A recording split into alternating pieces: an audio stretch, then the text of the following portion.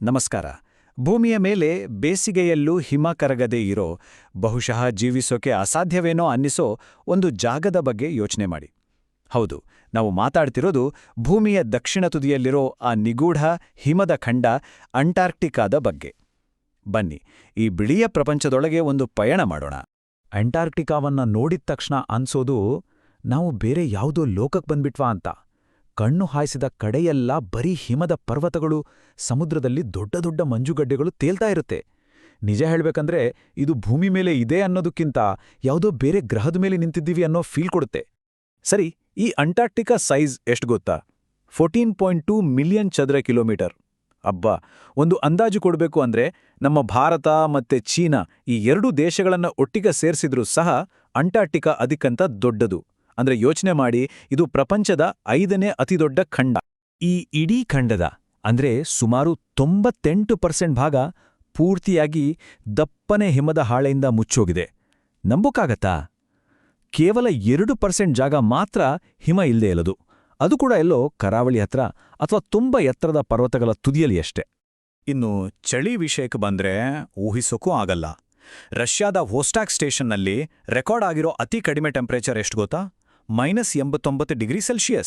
ಅಬ್ಬಾ, ಅಂದ್ರೆ ಆ ಚಳಿಯಲ್ಲಿ ಕುದಿಯೋ ನೀರನ್ನ ಗಾಳಿಯಲ್ಲಿ ಎಸೆದ್ರೆ ಅದು ಕೆಳಗೆ ಬೀಳೋದ್ರೊಳಗೆ ಐಸ್ ಆಗ್ಬಿಡುತ್ತೆ. ಇದೇ ಭೂಮಿ ಮೇಲಿನ ಅತ್ಯಂತ ತಣ್ಣನೆಯ ಜಾಗ. ಸರಿ, ಇಷ್ಟೆಲ್ಲ ಹೆಪ್ಪುಗಟ್ಟಿದ ಸಾಮ್ರಾಜ್ಯದ ಭೂಗೋಳ ಹೇಗಿದೆ ಅಂತ ನೋಡೋಣ. ಈ ಮೈಲುಗಟ್ಲೆ ದಪ್ಪ ಇರೋ ಐಶೀಟ್ ಕೆಳಗೆ ನಿಜವಾಗಿ ಏನಿದೆ ತಿಳ್ಕೊಳ್ಳೋಣ ಬನ್ನಿ. ನಾವೀಗ ನೋಡ್ತಿರೋ ನಕ್ಷೆಯ ಪ್ರಕಾರ ಅಂಟಾರ್ಕ್ಟಿಕಾ ಇರೋದು ಸರಿಯಾಗಿ ದಕ್ಷಿಣ ಧ್ರುವದ ಸುತ್ತ. ಇದರ ಸುತ್ತ ಇರೋದು ದಕ್ಷಿಣ ಸಾಗರ. ಇದು ಆಕ್ಚುಲಿ ಪೆಸಿಫಿಕ್, ಅಟ್ಲಾಂಟಿಕ್ ಮತ್ತೆ ಹಿಂದೂ ಮಹಾಸಾಗರಗಳ ದಕ್ಷಿಣದ ಭಾಗಗಳು ಸೇರಿ ಆಗಿರೋದು. ಇಲ್ಲಿ ಒಂದು ಆಶ್ಚರ್ಯಕರ ವಿಷಯ ಏನಪ್ಪಾ ಅಂದ್ರೆ, ಈ ದಪ್ಪ ಹಿಮದ ಕೆಳಗೆ ಒಂದು ದೊಡ್ಡ ಪರ್ವತ ಶ್ರೇಣಿಯೇ ಇದೆ. ಅದರ ಹೆಸರು ಟ್ರಾನ್ಸ್ ಅಂಟಾರ್ಕ್ಟಿಕ್ ಪರ್ವತಗಳು. ಈ ಪರ್ವತ ಶ್ರೇಣಿ ಇಡೀ ಖಂಡವನ್ನ ಪೂರ್ವ ಅಂಟಾರ್ಕ್ಟಿಕಾ ಮತ್ತು ಪಶ್ಚಿಮ ಅಂಟಾರ್ಕ್ಟಿಕಾ ಅಂತ 2 ಭಾಗಗಳಾಗಿ ವಿಂಗಡಿಸಿದೆ. ಈ 2 ಭಾಗಗಳ ನಡುವೆ ತುಂಬಾನೇ ವ್ಯತ್ಯಾಸಗಳಿವೆ. ಪೂರ್ವ ಅಂಟಾರ್ಕ್ಟಿಕಾ ತುಂಬಾ ದೊಡ್ಡದು, ಎತ್ತರದ ಪ್ರಸ್ಥಭೂಮಿ ತರ ಇದೆ. ಜಿಯೋಗ್ರಾಫಿಕ್ ಸೌತ್ ಪೋಲ್ ಇರೋದು ಇಲ್ಲೇ. ಇನ್ನೊಂದು ಕಡೆ ಪಶ್ಚಿಮ ಅಂಟಾರ್ಕ್ಟಿಕಾ, ಅದು ಹಲವು ದ್ವೀಪಗಳು ಸೇರಿ ಆಗಿರೋದು. ಖಂಡದ ಅತಿ ಎತ್ತರದ ಶಿಖರ ವಿನ್ಸನ್ ಮ್ಯಾಸಿಫ್ ಇಲ್ಲೇ ಇದೆ. ಅಷ್ಟೇ ಅಲ್ಲ, ಮೌಂಟ್ ಎರೆಬಸ್ ಅನ್ನೋ ಒಂದು ಆಕ್ಟಿವ್ ಜ್ವಾಲಾಮುಖಿ ಕೂಡ ಇಲ್ಲೇ ಇರೋದು.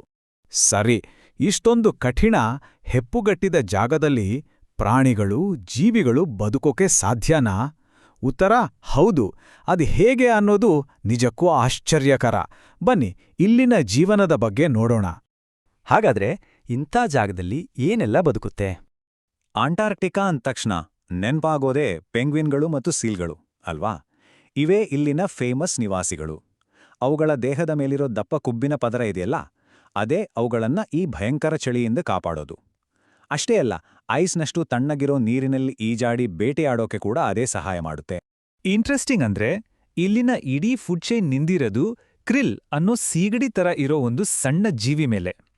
ತಿಮಿಂಗಿಲ, ಸೀಲ್, ಪೆಂಗ್ವಿನ್ ಹೀಗೆ ಪ್ರತಿಯೊಂದಕ್ಕೂ ಇದೇ ಮುಖ್ಯ ಆಹಾರ. ಇನ್ನು ಗಿಡಮರಗಳ ವಿಷಯ ಹೇಳೋದಾದ್ರೆ, ಇಲ್ಲಿ ದೊಡ್ಡ ಮರಗಳೇ ಇಲ್ಲ. ಕೇವಲ ಬಂಡೆಗಳ ಮೇಲೆ ಬೆಳೆಯೋ ಪಾಚಿ, ಕಲ್ಲುಹೂವು ಅಷ್ಟೇ. ಸರಿ, ಈಗ ಪ್ರಾಣಿಗಳ ಕಥೆಯಾಯಿತು. ಇನ್ನು ಮನುಷ್ಯರ ಕಥೆಗೆ ಬರೋಣ.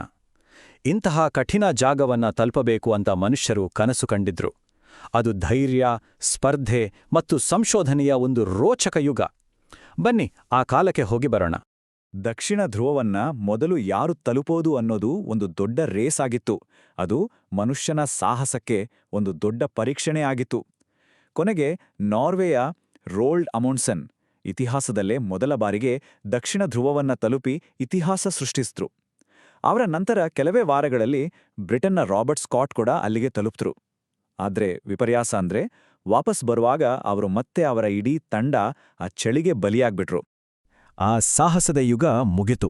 ಆದ್ರೆ ಅಂಟಾರ್ಕ್ಟಿಕಾ ಬಗ್ಗೆ ಮನುಷ್ಯನ ಕುತೂಹಲ ಮಾತ್ರ ಕಡಿಮೆ ಆಗಿಲ್ಲ. ಈಗ ಇದು ಸ್ಪರ್ಧೆಯ ಜಾಗವಾಗಿ ಉಳಿದಿಲ್ಲ. ಬದಲಾಗಿ ಇಡೀ ಪ್ರಪಂಚಕ್ಕೆ ಒಂದು ದೊಡ್ಡ ಸೈಂಟಿಫಿಕ್ ಲ್ಯಾಬೊರೇಟರಿ ಆಗಿದೆ.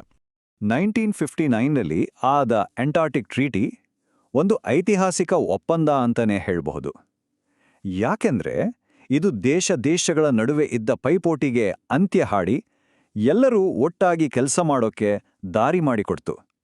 ಇದೇ ಕಾರಣಕ್ಕೆ ಇವತ್ತು ಅಂಟಾರ್ಕ್ಟಿಕಾವನ್ನ ವಿಜ್ಞಾನದ ಖಂಡ ಅಂತ ಕರೀತಾರೆ. ಈ ಒಪ್ಪಂದದ ನಿಯಮಗಳು ತುಂಬ ಸ್ಪಷ್ಟವಾಗಿವೆ.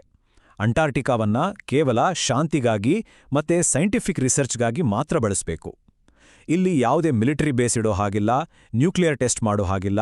ಅಷ್ಟೇ ಅಲ್ಲ, ಯಾವುದೇ ತರಹದ ಗಣಿಗಾರಿಕೆ ಕೂಡ ಸಂಪೂರ್ಣವಾಗಿ ಬ್ಯಾನ್ ಆಗಿದೆ. ಇವತ್ತು 30ಕ್ಕೂ ಹೆಚ್ಚು ದೇಶಗಳು ಅಂಟಾರ್ಕ್ಟಿಕಾದಲ್ಲಿ ರಿಸರ್ಚ್ ಸ್ಟೇಷನ್ಗಳನ್ನ ಇಟ್ಕೊಂಡಿವೆ.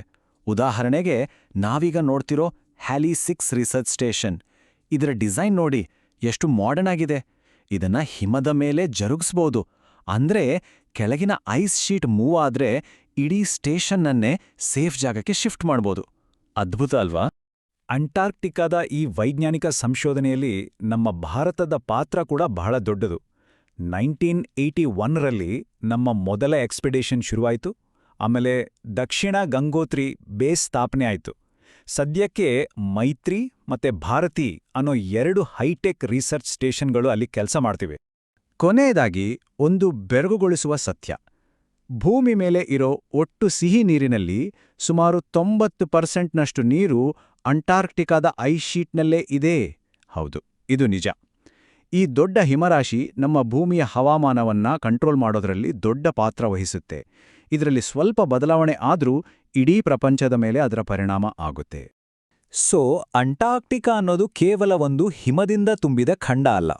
ಅದು ನಮ್ಮ ಭೂಮಿಯ ಆರೋಗ್ಯ ಹೇಗಿದೆ ಅಂತ ತೋರಿಸೋ ಒಂದು ಇಂಡಿಕೇಟರ್. ಹಾಗಾದ್ರೆ ಈಗ ನಮ್ಮ ಮುಂದಿರೋ ದೊಡ್ಡ ಪ್ರಶ್ನೆ ಏನಂದ್ರೆ, ದಿನೇ ದಿನೇ ಬದಲಾಗ್ತಿರೋ ಈ ಜಗತ್ತಿನಲ್ಲಿ ವಿಜ್ಞಾನದ ಭವಿಷ್ಯಕ್ಕಾಗಿ ಈ ಅಮೂಲ್ಯವಾದ ಜಾಗತಿಕ ಸಂಪತ್ತನ್ನ ನಾವು ಹೇಗೆ ಕಾಪಾಡ್ತೀವಿ?